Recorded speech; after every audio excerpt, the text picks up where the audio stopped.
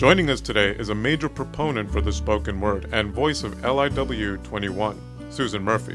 Susan, thank you for joining us today. I'm so happy to be here. Thanks for asking me, guys. It's really outstanding to have a pro with us on the air. Oh, you're very kind to say, but I like how you say I'm a major proponent for the spoken word, because the very first sentence in my bio on my website says, the spoken word audio is so not dead. And I am indeed a proponent for radio and podcasts and apps. we had started up with a podcast just last semester called The Pushback on the Stony Brook Independent website, and we've been having a ball with it. It was actually Julio and I started it last semester, and then we handed it off to other hands when we got the radio gig. Mm-hmm. And it's just so much fun. Yeah. It is fun, and I think what the spoken word in this sort of format does best is that it both informs and entertains. I mean, there is so much going on in the world, and there is a way to get it across to your audience in ways that are helpful and in a way that they can understand. That's why God made so many formats, because there are certainly ways to speak to your audience that I'm sure you guys are figuring out and making connections with, and that's what it's all about. Hopefully you can help us out today, Susan, because so many students at Stony Brook University and around the country are having trouble doing what you do best, and that's communicating.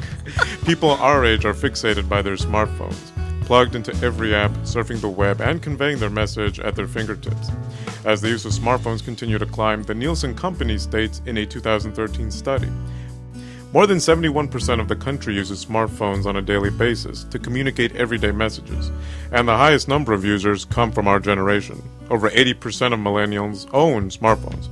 It has made our lives unquestionably more efficient.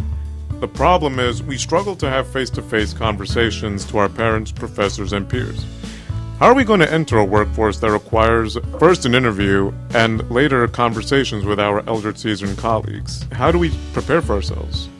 Well, before I even launch into that, let me inform you that this complaint has been going on for centuries. I mean, you can look back to the Roman Empire, and all the great philosophers, Cicero and Plato, always complained about the younger generation not being as, and then you name it, A, B, C, or D. So Us young hooligans. Right, exactly. Hooligans have been around forever. So this is a constant complaint, but because of the technology today, you're right, there is certainly more distraction. And I think that's the key here is that, and look, we've all been sucked into it. I mean, a couple of years ago, I need a smartphone, but no, I'm not gonna. Oh yeah, I did. I can't live without it. I constantly check it. JD is looking at his phone as we speak.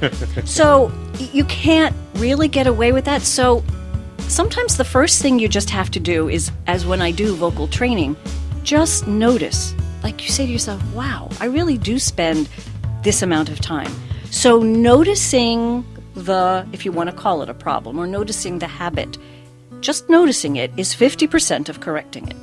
So if you really want to make an effort to prepare yourself better for face-to-face communications, well, the best thing to do is practice them. So you tempt your friends when they come over to everybody, put their phones in a basket. And what's the game that people play at restaurants? You put your phone in the basket, and the first person to look pays. Yeah. It's so a good bar trick. Right, exactly. It's a good bar trick. I've never heard of that game. Oh, yeah. It's great. Julio, we got to play sometime. You'll really enjoy it. Who's going to win? Because Julio is going to pay. You're going to look at your phone first? Yeah, he's going to be taking pictures of it, sending it on Instagram. Well, then, yeah. Tagging it at SBI News. It's going to be great.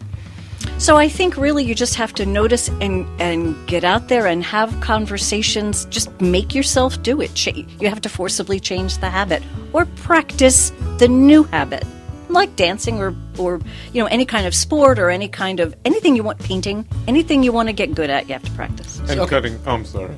Oh, no. So the phone is down. It's either in the bag, it's in your pocket, it's away, it's off. So now we need to learn how to actually communicate. And communicating is not just a give, but it's also a take. So it's twofold. It's listening or active listening. Being able to respond, reflect, and ask for clarification when needed. Mm-hmm. And also identifying the body language that goes with it.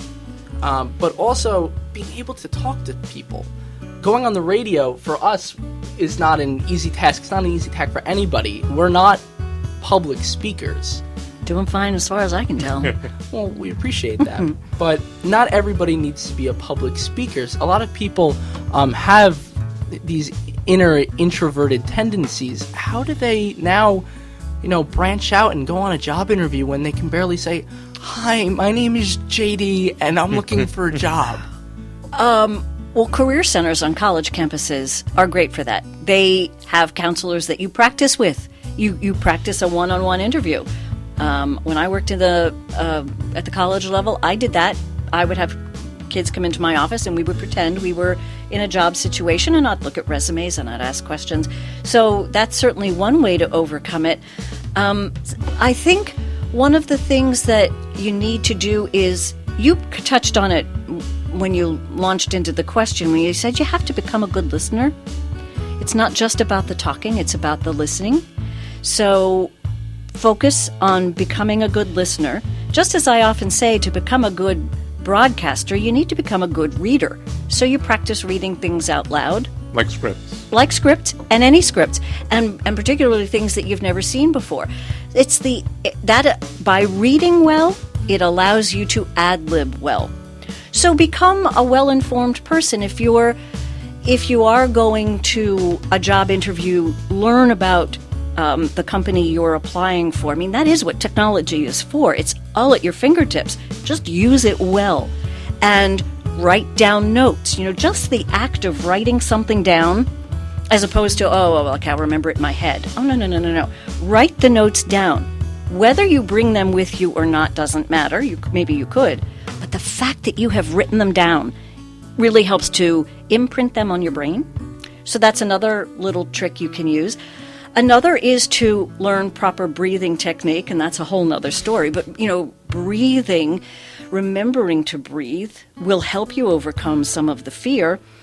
And speak from the heart. A lot of people are just afraid, because there are so many opinions out there. You look at Facebook and they say that really it's just where people put their best selves. Well, everybody's lives are not just what their Facebook lives are, but we think they are. So be real, be honest, be yourself in front of people, and try not to be afraid of that. Let your personality shine through everything you do. Those are some of the suggestions that I'd have. And with the whole communication aspect, also cutting back on the LOLs and the ROFLs also. Yes, and that too is just a conscious decision not to remember not to do that. Yeah. And write in longhand, instead of using all the little abbreviations. In my emails, I try never to do that unless I'm, making a point along. Write it out, spell it out. Don't use the abbreviation. And what about the age-old mirror trick? Standing in front of the mirror and talking. I've never known that to work for anybody. No. And no, not me. I certainly remember being your age. I don't think that's helpful, to be perfectly honest with you. Grab a friend. I used to say to kids, warn your suite mates that you're going to be reading out loud occasionally. So just read out loud or practice a conversation. Was the mirror thing not my favorite? Or even recording like yourself speaking. Absolutely. And nobody likes to hear their voice back. Nobody. But you learn something from it. It will point out things you never knew you did. I've always wondered if that was actually psychological. What do you mean? I've heard people with some pretty nice voices, and they're like, "Oh, I hate my voice," but I'm like, "Oh, you sound fine." It has to do with the way that your voice comes into your inner ear. You hear it differently than when you hear it outside of your ear than the inside of your ear. Correct. But that's what communication is all about. It sounds like it's not necessarily learning what to say, but speaking from the heart and just lending an ear. That's kind of about it, and it can be a little scary. So just kind of go for it. And in case you are just tuning in, you are listening to 90.1 FM WUSB's In Focus segment, powered by the Stony Brook Independent. Tweet us at SBI News to join the conversation. Hey J. Cole, do you have a review for us today?